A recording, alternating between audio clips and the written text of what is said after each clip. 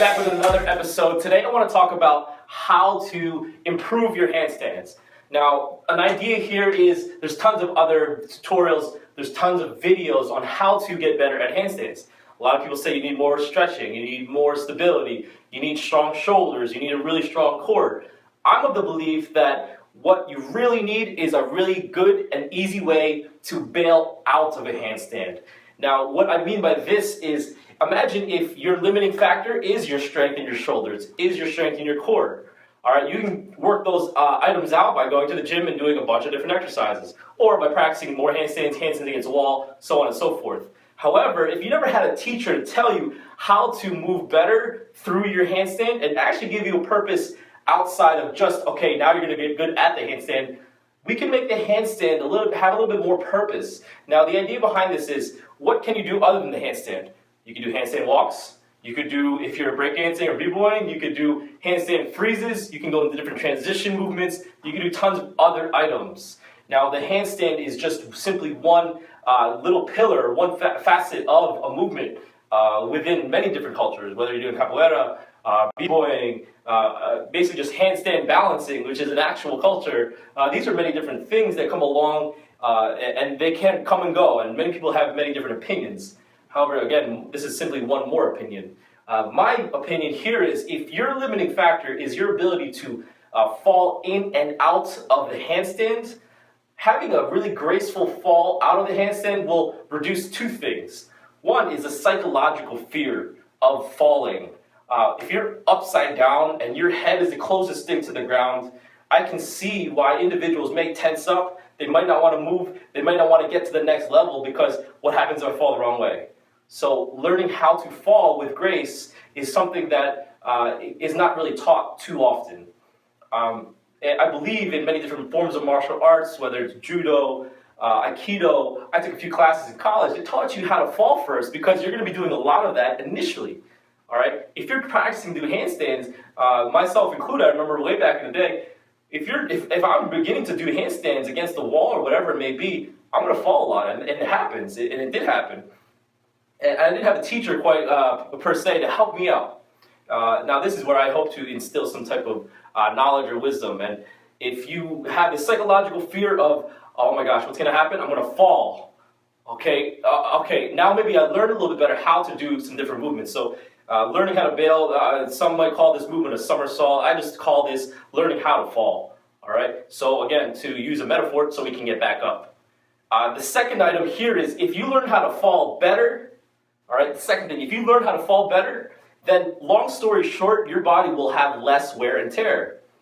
If you're falling in a specific way, and then your head kind of crinks here, and then this is the floor, and then this is your neck, chances are you're going to have some wear and tear around this area and maybe even this shoulder area.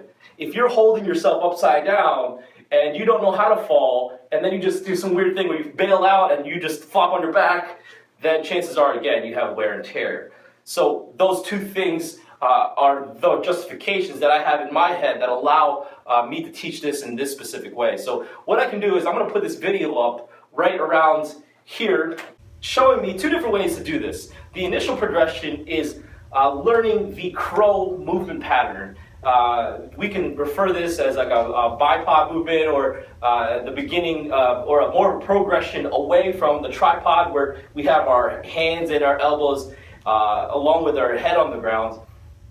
So what we can do is understand that in the crow position, our head will follow first. So if I snap back here, I'm going to have my hands here, and my head's going to follow first.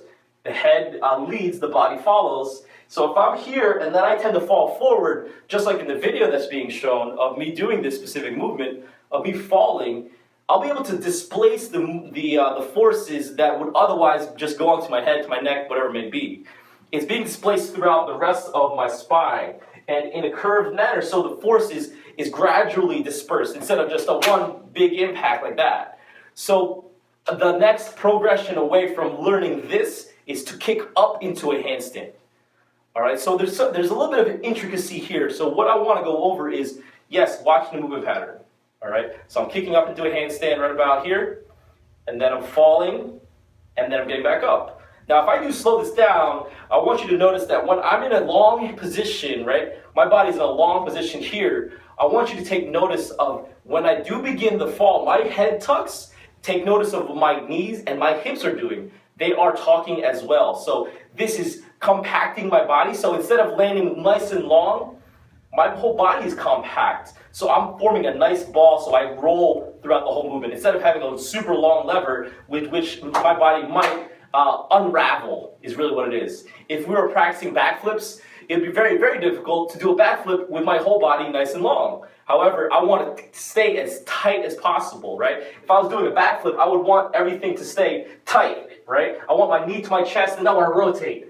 Same idea here, except we are just learning the art of falling is really what it comes down to, all right? So if you learn how to do these very smoothly and you can confidently say, okay, I understand how this movement works, the next step is to, of course, begin to work on the handstand, because chances are in the beginning, all right, if we have like a continuum of some sort, in the beginning, handstand practitioner, we'll call it, you're going to fall so much more, all right, and you're going to have less confidence. So from a psychological level, we want to instill more confidence, saying, okay, if you do fall, you'll be okay, you'll be okay, you'll be okay.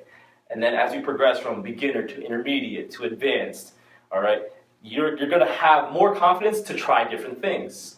So say you're just holding a handstand position is really what it is. Free handstand, no wall, all right? So maybe a little bit more advanced than just a pure beginner, right? Just working on bodyweight movements.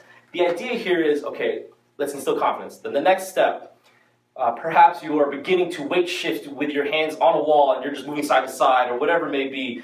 You're beginning to get 1 or 2 steps, but then you fall down very quickly. You might cartwheel out. That's another option that many people do, just so they stay upright. Cartwheeling out is awesome. I think that learning to fall down will help you in the long run because sometimes you may not have full control of your body. Learning to do both is probably the best option, but in this case, I'm just going over something that other individuals may not prescribe. So as you begin to learn to walk in your handstand, you're learning how to fall even better. So you're doing a weight shift forward as you're doing this. So walking, and then as you get more advanced, you're doing other cool stuff, all right? So you're doing maybe doing cartwheels into handstand holds, into flips, and then you're trying to hold a handstand position on one hand, and then you're falling out of it with a graceful movement, all right? So learning how to fall initially will allow you to display some type of control over your movement patterns, which is really what it comes down to.